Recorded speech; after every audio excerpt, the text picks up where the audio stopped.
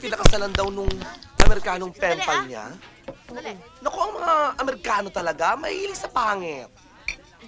Uy nga pala, nabalitaan mo na ba yung kay Jocelyn?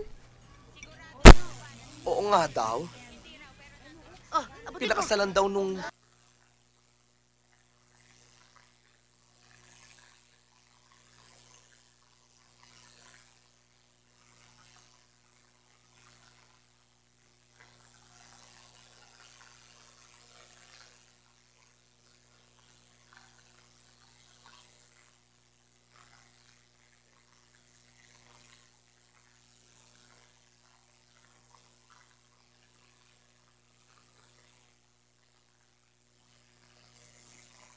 Yan, kaya nga po sinabi ni Mengay, ang favorite nga po niya yung mula sa puso.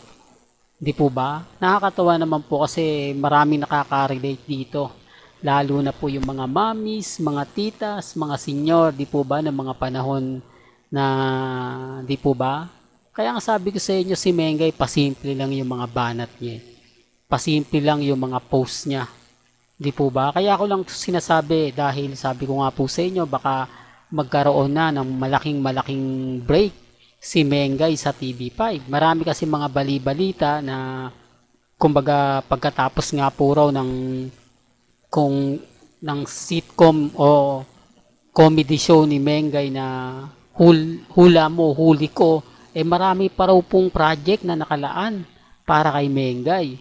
Yan hindi pa naman na kumbaga mas maingay kasi base po sa mga nakukuha nating update kasi hindi pa naman po nagsisimula yung hula mo, huli ko.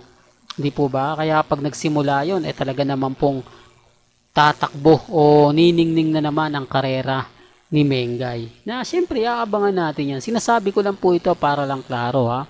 Baka kasi may magsabi na naman na naku, fake news yan, wala ako nababalitaan ganyan. Hindi po ba? Sa aming mga hahanap ng mga update, mas madali namin yan nakikita.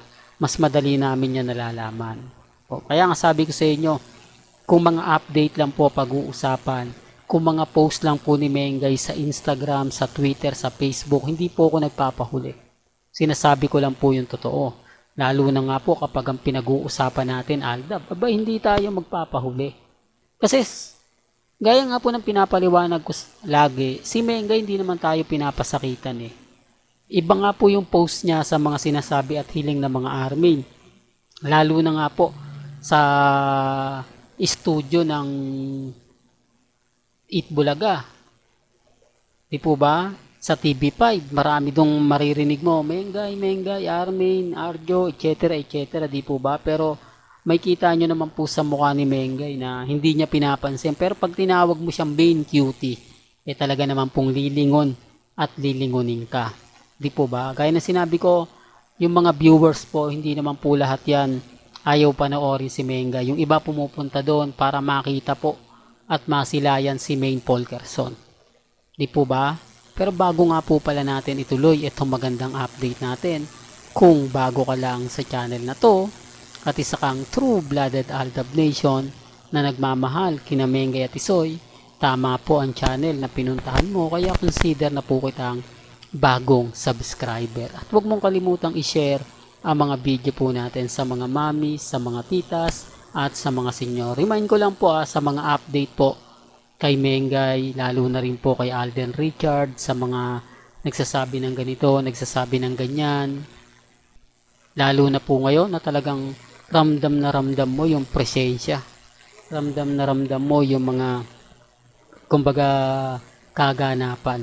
Po ba? Kaya sabi ko nga po, yung mamaya mag-update tayo kay Richard Polkerson. Kaya lagi po kayong tututok mamaya ibibigay ko yan buong detalye. Dito kay Mengay po muna tayo kasi trending po ito at talaga naman pong pinag-uusapan. Hanggang dito na lang po ang ating latest update.